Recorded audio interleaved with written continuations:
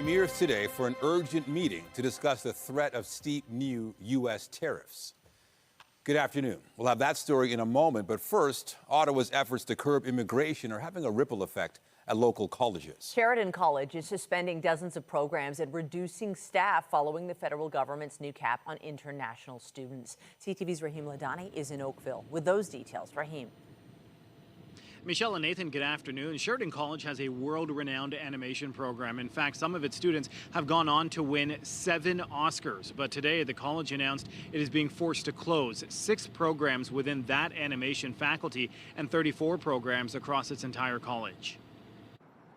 Sheridan's president, Janet Morrison, put out a statement which reads in part, "These changes are required for Sheridan to remain a financially sustainable and vibrant community in response to chronic underfunding, changing government policies, and social, technological, and economic disruption." The college says they expect enrollment to drop by 30% in the coming years, and that will lead to a loss of $112 million in revenue in the next fiscal year. To make up that money, the college is suspending 40 programs and reviewing 27 others.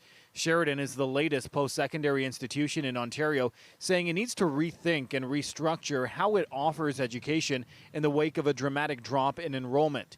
At the beginning of the year, the federal Liberals announced a temporary cap on international students to reduce levels by 35%. Then in September, said a further 10% cut will be made to international student study permits in 2025. The feds say these changes are meant to address Canada's ongoing housing crisis, affordability concerns, and to crack down on those who abuse the system.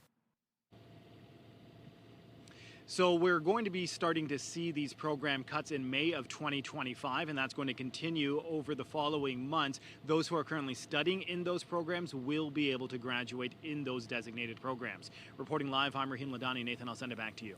Thank you, Rahim.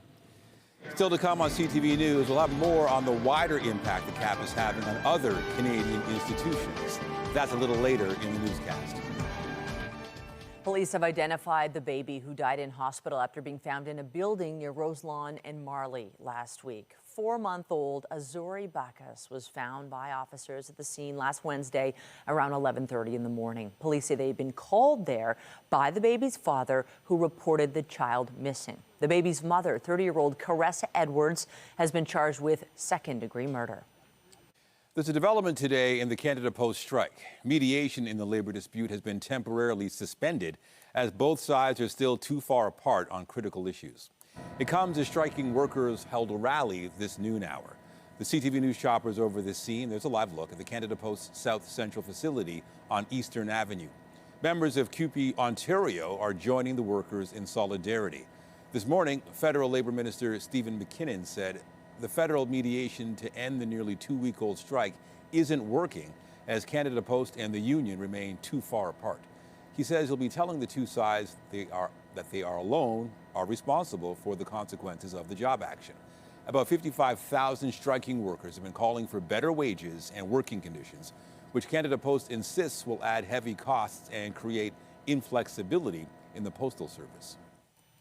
We'll have more news in a moment, but first let's take a live look at our city this afternoon, and you might notice blue sky. It does look quite lovely out there, but you'll notice it is cooler. This is a day you'll want to bundle up if you have plans outside. Jessica Smith is here with a look at the current conditions. I mean, it's not that cool for this time of year, but it does feel different, right? It's quite a shock. We've had such a warm kind of fall season so far, and we were at 20 degrees not that long ago. We're very seasonal throughout the day today. The winds are actually quite a bit lighter than yesterday, but it just feels so cool in comparison to the relatively above seasonal start we've had to the month of November. Right now, right around southern Ontario, for the most part, we're holding on in those low single digits. A westerly wind that is pretty steady, right around 15 to 20 kilometers an hour throughout the bulk of our day today. But lots of sunshine forward through the islands, a little cloudier through Pearson, a little breezier out there as well. But really and truly, we are just at a very seasonal point as we head throughout the day today. Heading into the end of the week and the weekend, things cool down and the weather gets a little messy. We're not talking about shoveling type of snow, but there is some flurry activity on the way. Coming up, I'll have a full look at your long-range forecast. We'll break it all down when it comes to the active weather. Right now, it's back over to Michelle. Thank you, Jess. Durham police held an update today on efforts to address high levels of auto theft in the region. Project Attire is a dedicated unit focused on investigating and recovering stolen cars. It's in collaboration with Equite Association, a nonprofit that works to eradicate insurance crime relating to auto theft. And police say their efforts have had a real impact, although the work is far from over. So far, in 2024, we have seen an 8% decrease in auto thefts, and we are recovering more than 50% of stolen vehicles in our region. Unfortunately, we are still averaging 3 stolen vehicles a day. This number is still too high, and we are working very hard to bring this number down even more. The police chief says Project Attire has conducted 850 investigations and laid 350 charges against 81 individuals, many of whom were out on bail or probation for previous alleged offenses. Peel Police share details on what they're calling a proactive policing initiative in an area in Mississauga where safety concerns have been reported. According to police, there have been ongoing complaints about the East Side Plaza with trespassing, liquor offenses, drug trafficking, and other safety concerns. In the past 12 months, 2 people were stabbed in the area, and there was an incident where a gun was pointed at someone. As part of the initiative, police say they've executed 50 arrest warrants and 2 search warrants. They've also seized $30,000 worth of drugs. A woman is in hospital after being struck by a vehicle. This happened shortly after 6 p.m. last night in the area of Steeles and Birchmount Road. The woman was taken to hospital with serious, potentially life-threatening injuries. However, her condition was later updated to non-life-threatening. The driver involved remained at the scene. The circumstances leading up to this woman being struck are under investigation. The province is working to fast-track a bill which would close 10 supervised consumption sites without any public consultation. They want to create 19 new treatment hubs where drug use will not be allowed. Critics of the move say the closure of the current sites will lead to more deaths. It's a bill that would see 10 supervised consumption sites shut down. Legislation the Ford government now wants to fast-track without any public consultation. This is a government bill we need to get passed. The proposed bill would close all sites within 200 meters of a school or daycare and prevent new ones from opening. The government House leader tabling a motion to send the bill from second to third reading, bypassing committee. A move Steve Clark argues is justified after the province announced its intentions months ago to replace the sites with 19 homelessness and addiction recovery hubs, plus 375 supportive housing units. Going back to August, we communicated to municipalities this was something we were going to move forward on. Bypassing the committee stage means there will be no opportunities for public feedback.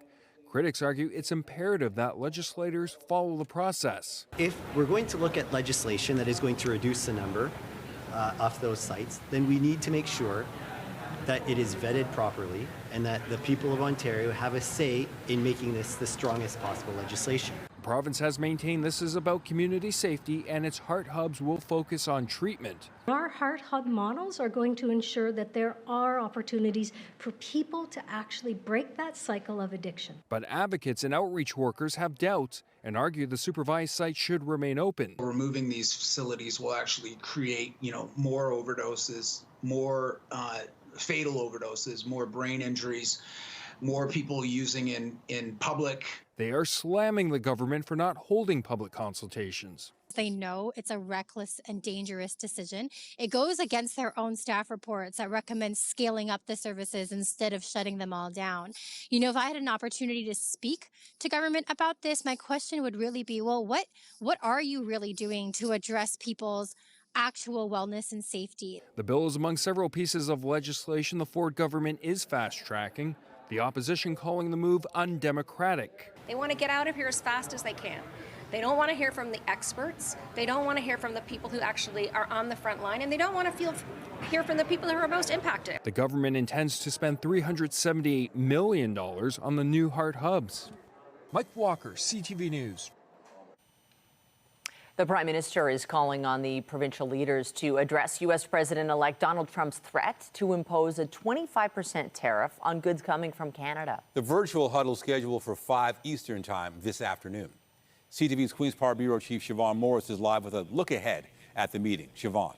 Well, it's hard to overstate just how important this meeting is going to be. You've heard leaders of all political stripes at the province and federal level talking about the need to have a Team Canada approach, but that may prove difficult. Arriving at Queen's Park, Doug Ford says he's looking forward to a quickly assembled meeting this afternoon of the Prime Minister and all Canada's premiers. We have to make sure we have a strong plan to secure our borders, so that's going to be the main discussion today. Incoming President Donald Trump has threatened 25% tariffs on imports from Canada and Mexico unless changes are made at the border to stop illegal migration and drugs. A problem stats show is much bigger along the southern border.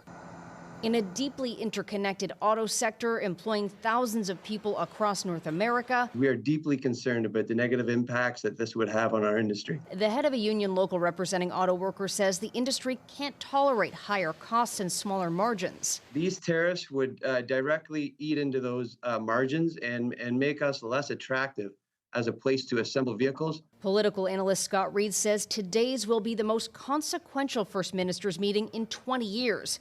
With a tall order for the Prime Minister. Make people set aside, their domestic, local interests, their sectoral or industry interests, and say, all right, we're better off together. Let's focus on what we can do as a united front. Reid says leaders have to be careful not to fall into Trump's trap, looking to divide and conquer, pit regions against each other. You don't want the Premier of Alberta saying, all right, give us exemptions for energy and leave agriculture and auto to fend for itself. Let's have an across-the-board Canada approach to this. Something he admits is easier said than done. Scott Reid has sat in on some contentious First Ministers meetings in the past. He says as frosty as some of the comments are that you're hearing in front of cameras right now, the conversations will likely be even more frank behind closed doors, but that is the appropriate place for those conversations to take place. Reporting live from Queen's Park, I'm Siobhan Morris. Nathan, back to you. Thank you, Siobhan. The decision to call a snap election has paid off for former Nova Scotia Premier Tim Houston, who led his Progressive Conservatives to a second straight majority government. Your kindness means an incredible amount to me, to my entire family, and I look forward to continuing to serve you for 4 more years. Houston says he called the election almost 8 months early and will now head back to the legislature in a stronger position. The PCs have won are leading in 42 out of 55 ridings. They had 34 seats at dissolution. The NDP also made big gains and will form the official opposition with around 9 seats. The federal government has suspended contracts with a company co-founded by Edmonton Liberal MP Randy Boissonneau. Global Health Imports Corporation has been blocked from participating in the federal procurement process. The suspension will last 90 days and could be extended. The company's been under scrutiny for falsely claiming to be fully Indigenous owned while bidding for federal contracts. Boissonneau previously stated he cut ties with the company in 2020. Boissonneau stepped down as Minister of Employment and Minister of Official Languages last week following shifting statements about his ancestry. Notorious serial killer Paul Bernardo has been denied parole for a 3rd time. He appeared before the Parole Board of Canada, as did family members of the 2 young women he murdered, who offered up emotional victim impact statements. CTV's Geneviève Beauchemin reports. Bernardo said he worked as a groundskeeper in prison. He was asked to explain what led him to carry out his heinous crimes. After saying it was a good thing he was caught for society, he said he became sadistic because it is the ultimate power, that he was angry at the world, describing a troubled upbringing. A commissioner pointed out that while sadly many people have poor social histories, they don't go on to do what Bernardo did. Bernardo, now 60 years old, stared straight ahead as 6 heart-wrenching victim impact statements were read. Kristen French's mother spoke of being re-traumatized every time a parole hearing comes up. Each day, I'm not able to hug her, kiss her, tell her how proud I am of her and how very much I love her. For a mother, that is agony for which there are no words. This via a glitchy remote connection. She was unable to make the trip after the parole board allowed victims in person just last week. Leslie Mahaffey's brother, Ryan, also spoke of losing his sister when he was just 7 years old, of his daughter who looks strikingly like her aunt. He didn't just steal my sister, mentor, and best friend, but through grief, my mother and father. Mahafi's mother delivered a powerful statement in person.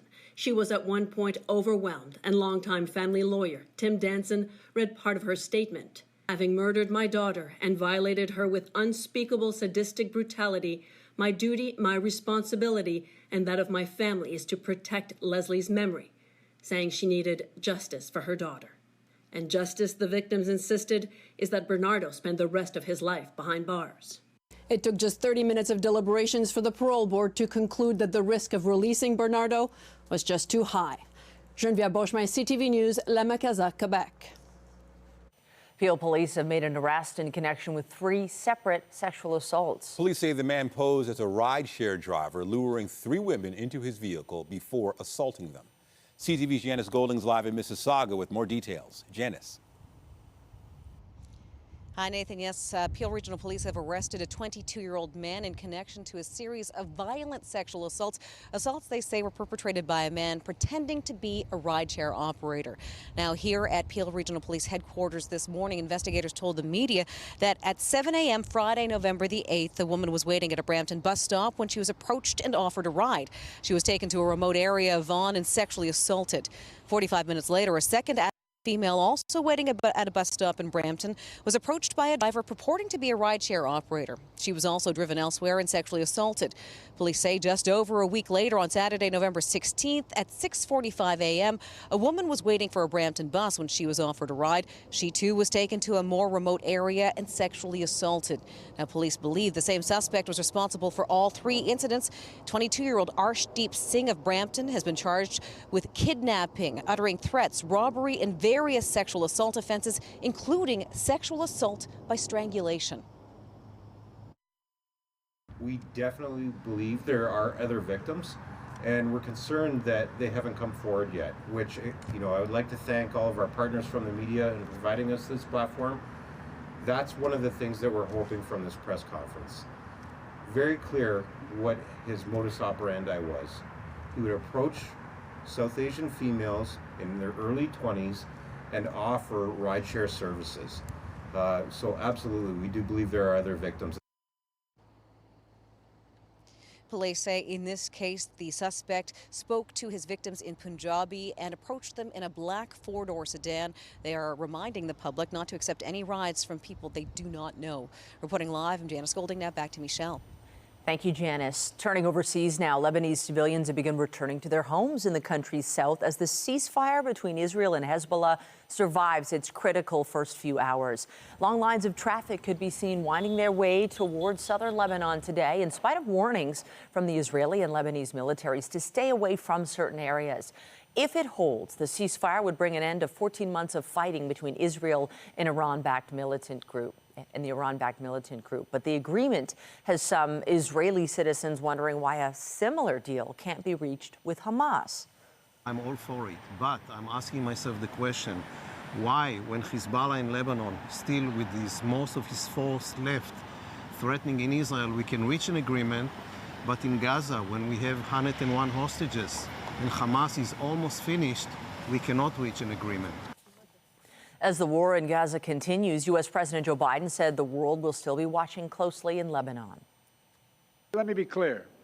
If Hezbollah or anyone else breaks the deal and poses a direct threat to Israel, then Israel retains the right to self-defense, consistent with international law. Just like any country, when facing a terrorist group pledged to that country's destruction.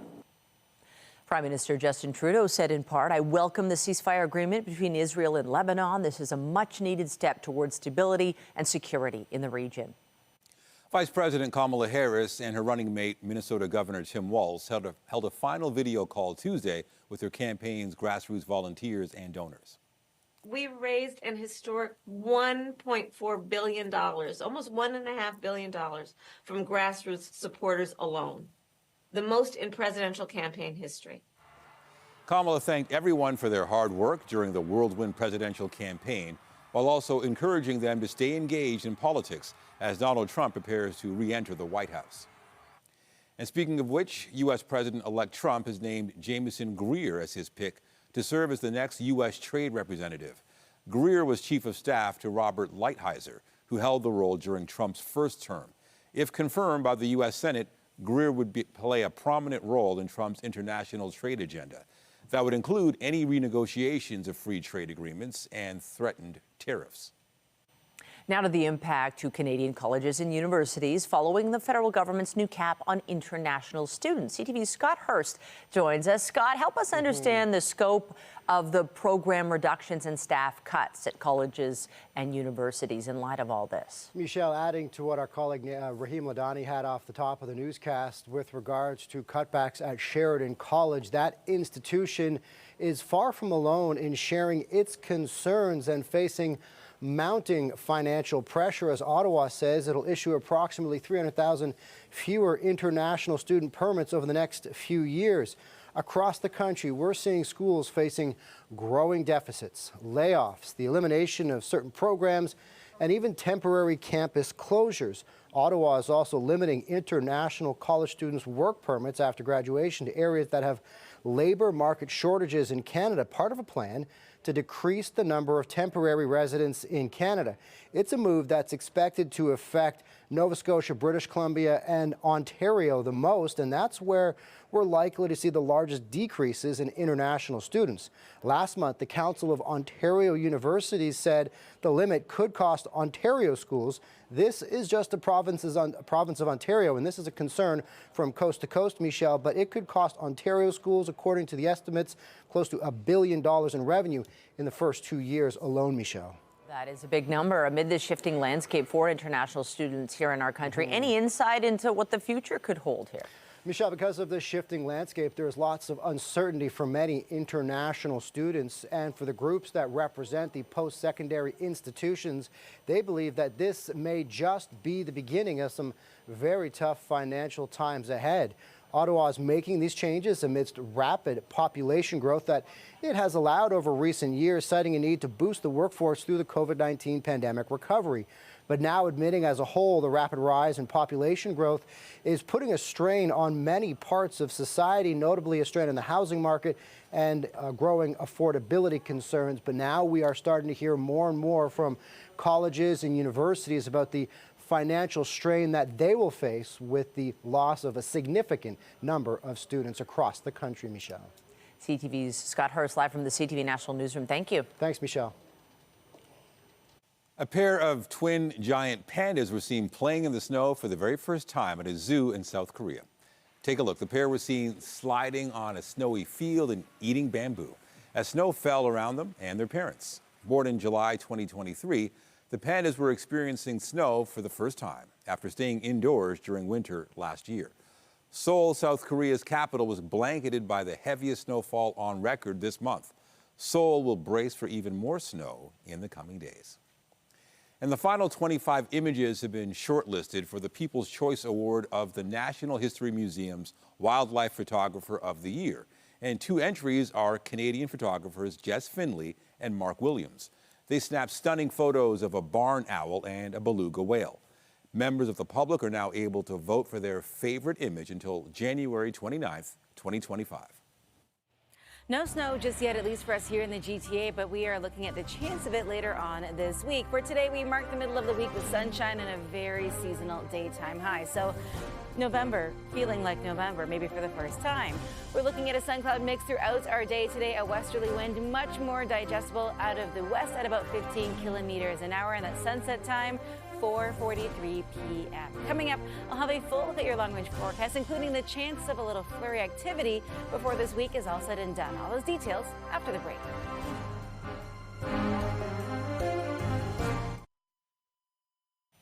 All right, talking about the forecast, U.S. Thanksgiving is tomorrow. We don't celebrate it, but a lot does kind of happen here as we lead into Black Friday and everything else. Yeah, we kind of adopt it too, right? Everybody's doing the Black Friday sales, and some nice fresh Thanksgiving weather. Yeah, I mean, maybe shop online. It is going to be a little cool over the next couple of days. We're watching that transition to more wintry weather. Right now, it's already impacted Northern Ontario. For us, it really comes as we head into the end of the week. Is it a ton of snow? No, but those first few flurries always do something to the brain right when we see them, and we're like, okay, now it's time for the holidays. Weather is brought to you by the Presler Law Firm. Injury lawyers you don't pay unless they win. Now, a beautiful start to the day, a nice sunrise out there, calm but very cool. If you're an early riser, you've noticed the temperature difference, right?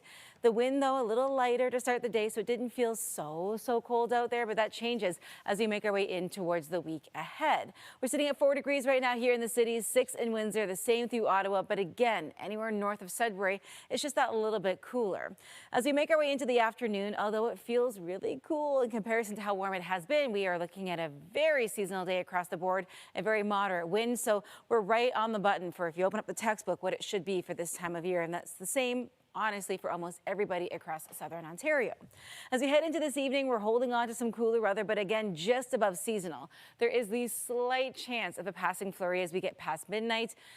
Less than a centimeter, we're talking maybe a dusting at best, and then the bulk of it will be gone before anybody hits the road in the morning in the GTA. But something to take note of.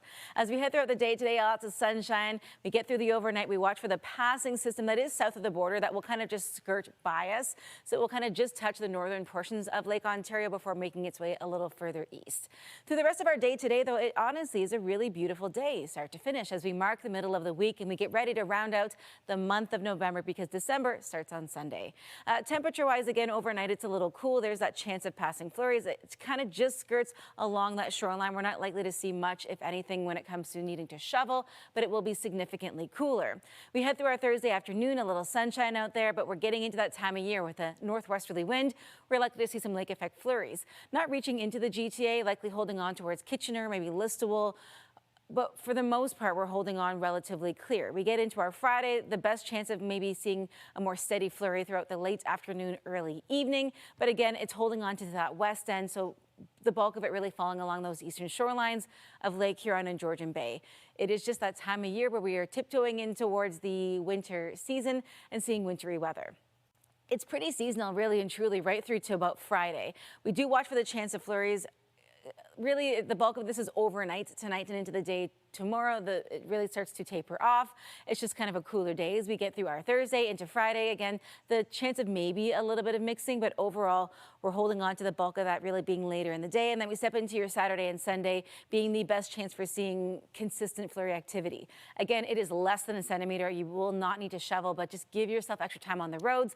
And if you don't have your winter tires, gentle reminder, maybe make that appointment. December begins on Sunday, and we step into the holiday season with temperatures a little cooler and below seasonal, but at least we take a break from some of the flurry activity through your Monday and your Tuesday. Nathan, I'll send things back over to you. All right, good to know. Thank you, Jess. Thanks.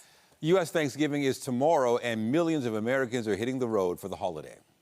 It's estimated nearly 80 million people in the U.S. will travel at least 80 kilometers from now until next Monday to gather with family and friends.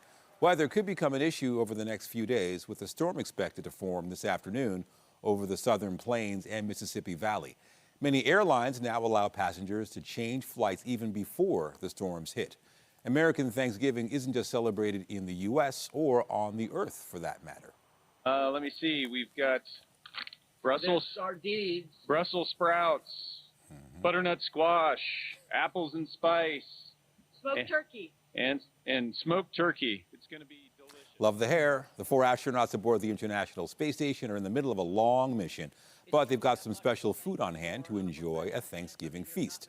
The menu includes Brussels sprouts, sardines, butternut squash, apples, and smoked turkey. Sounds delightful. Dictionary.com has chosen its word of the year, a word dropped in a viral video, and it has spread across the pop culture lexicon. CTV's Kathy Lee has more on the modernized meaning. See how I do my makeup for work? Very demure, very mindful. This TikTok video has racked up almost 55 million views since August. Beauty influencer Jules LeBron using the word demure to describe a refined and sophisticated appearance or behavior in public versus its traditional meaning of someone reserved, quiet, or modest. A lot of you girls go to the interview looking like Marge Simpson and go to the job looking like Patty and Selma. Not demure. I think what the Jules LeBron video speaks to is that similar kind of vibing along, right? Where we want to join in with that feeling that Jules LeBron is giving us. right? Things become viral because we identify with them. And not just viral, beating out the words brat and brain rot. Demure is dictionary.com's 2024 word of the year. It's been searched 200 times more on the website after the video took off, influencing celebrities like RuPaul. See how I'm reading this book? Very demure. This is an example of just how significant social media in general and TikTok specifically have become in kind of identifying, surfacing new trends. And those trends also finding their way into branding, from Kim Kardashian to J-Lo. Demure. Both have capitalized demure in their product marketing. Businesses can use this information, this insight, to drive the products that they create, how they market them to their audiences, indeed how they even choose their audiences in the first place. So having that knowledge of your community, of your market, is golden to businesses. Runner-up brat was another word that has taken on new meaning this year, people using it to describe a confident and independent attitude. It was named Collins Dictionary's word of 2024. Kathy Lee, CTV News, Calgary.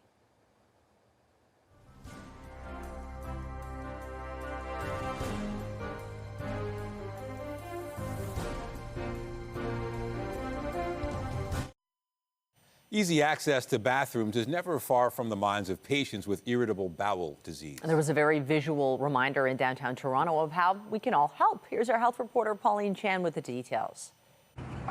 As commuters rush by Toronto's Union Station, a reminder just across the street of how important access to bathrooms can be. It is a little bit intimidating and anxiety-provoking not knowing where the washroom is, especially for individuals who may go to the washroom up to 20 times a day. Lena Alugeli is a busy nursing student who deals with IBD every day. Has it forced her to limit her activities? I definitely have in the past, but I do use the Go Here app, and I find that that really helps me in planning my day. So the Go Here app is actually a washroom access program, and the main part of it is it's a digital app that's available to anyone. It's free to download. The Go Here app has been around for several years, but Crohn's and Colitis Canada is hoping to encourage more businesses across the country to open up their facilities to those who have a medical need for them. Hoping that we will have other businesses, when they see that there's a need for this, for Canadians who may need access to a washroom,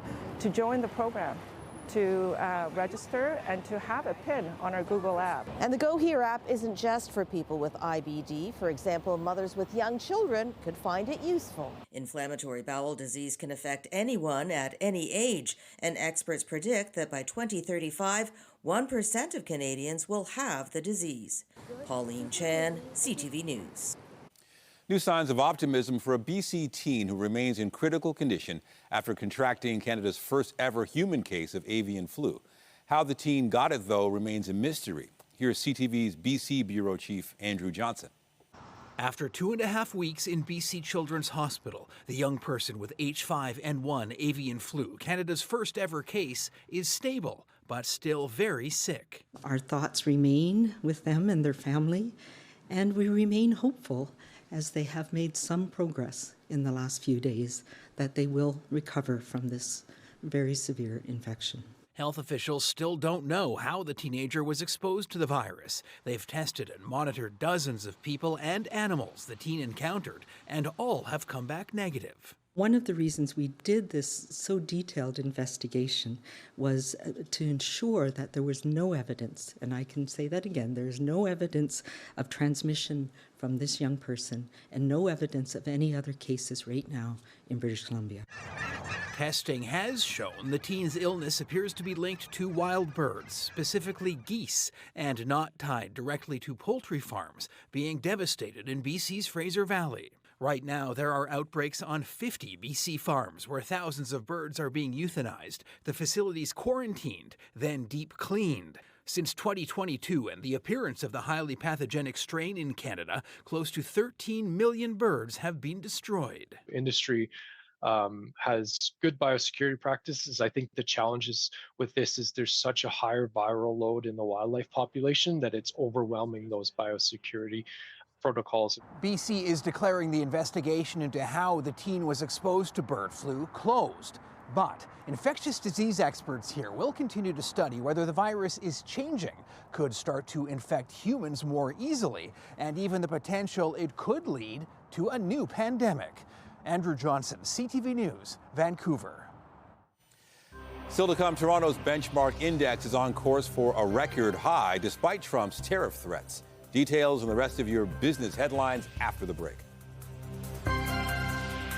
Get Toronto's top stories, breaking news alerts, and watch live. Download the CTV News app.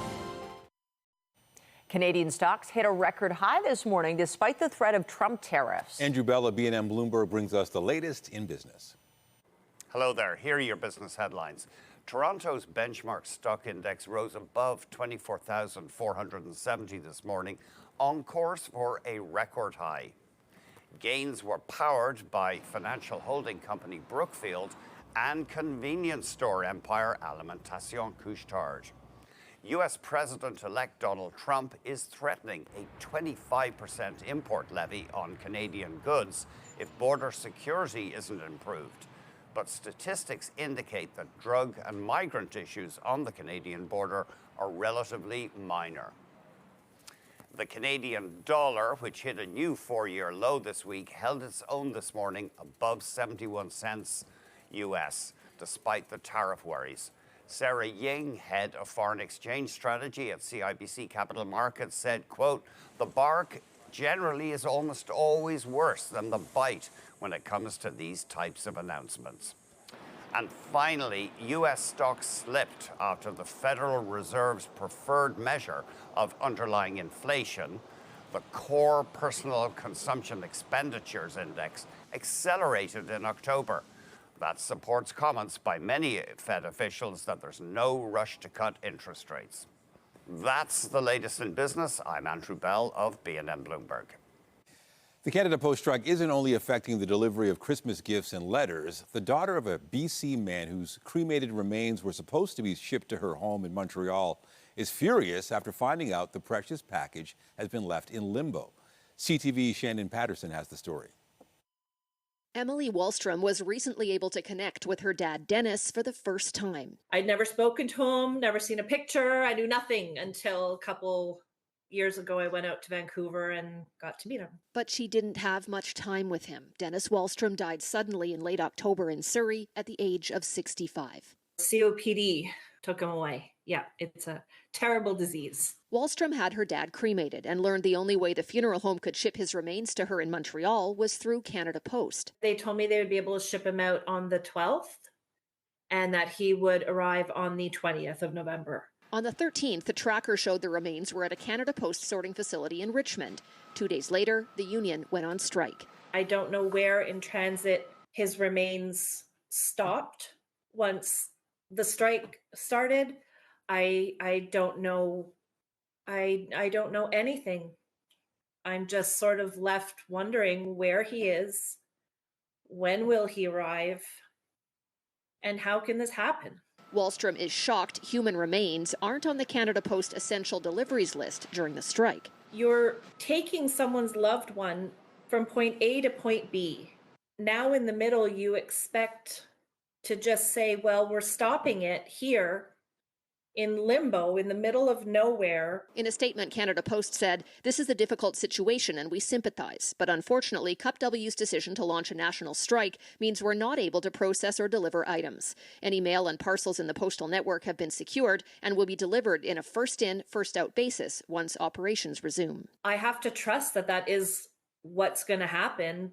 But at the same time, I also trusted them to have him here by the 20th. While Canada Post and its striking workers try to hammer out a deal, Wallstrom has no idea when her dad's remains will arrive and when his family can lay him to rest.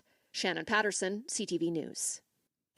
Interest rate cuts by the Bank of Canada appear to have stimulated spending, with more consumers taking on added debt. As more people renegotiate their mortgages and take on credit card debt and car loans, there's also been an increase in delinquency rates. CTV's Pat Foran has this consumer alert.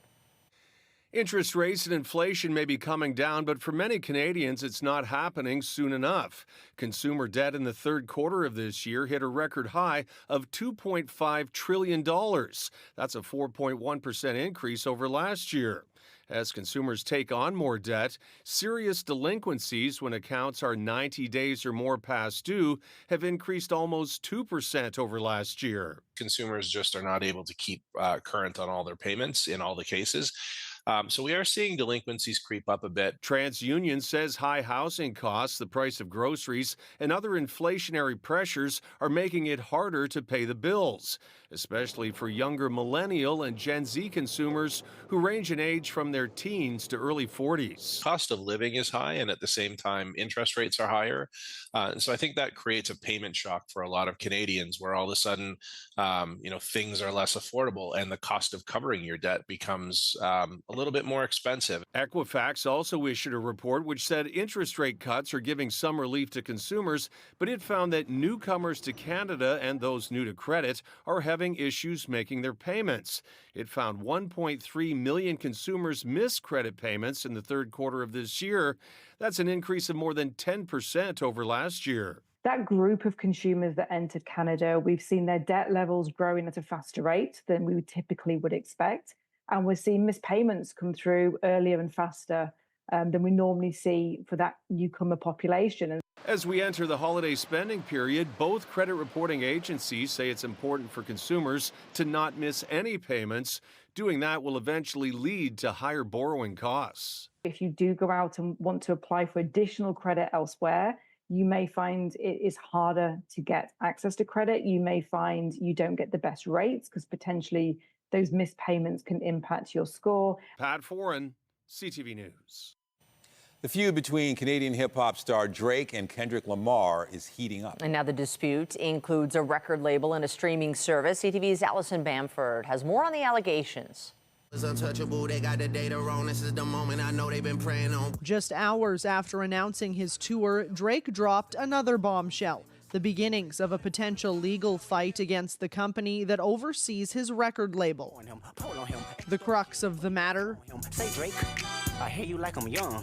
You better not ever go to Cell Block 1. Kendrick Lamar's diss track against the Toronto rapper, now a Grammy-nominated hit. Hey, Kendrick just opened his mouth.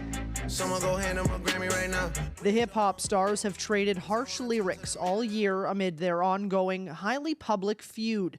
But Lamar's Not Like Us debuted at #1 on the Hot 100 Billboard when it was released in May and has nearly 900 million streams on Spotify.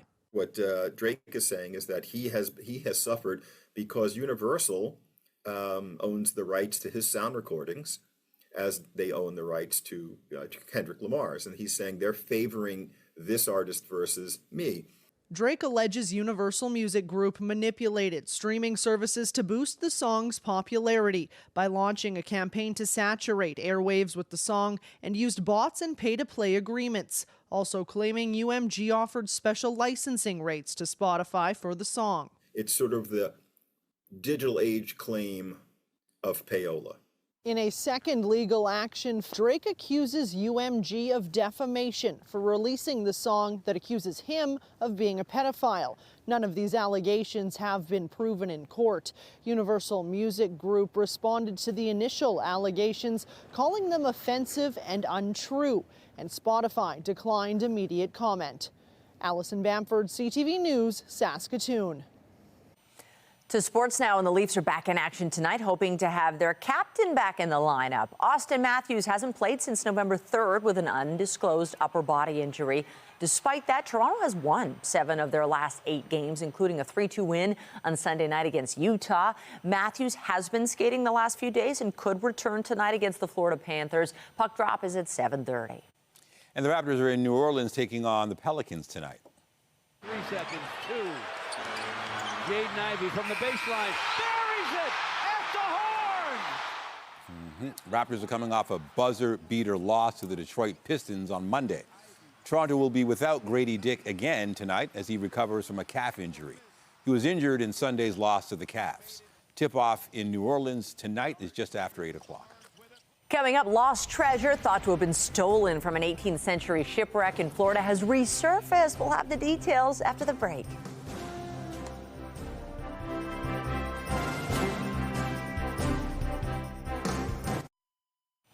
37 gold coins from a 1715 shipwreck have been recovered in Florida. The coins had been stolen about 10 years ago while a crew was working on salvaging the shipwreck. They're valued at $1 million. Florida Fish and Wildlife Conservation Commission and the FBI received new evidence that linked a man to the illegal sale of multiple gold coins. They were found in multiple residences, safe deposit boxes, and auction houses. Another amazing story. Anyway. The weather?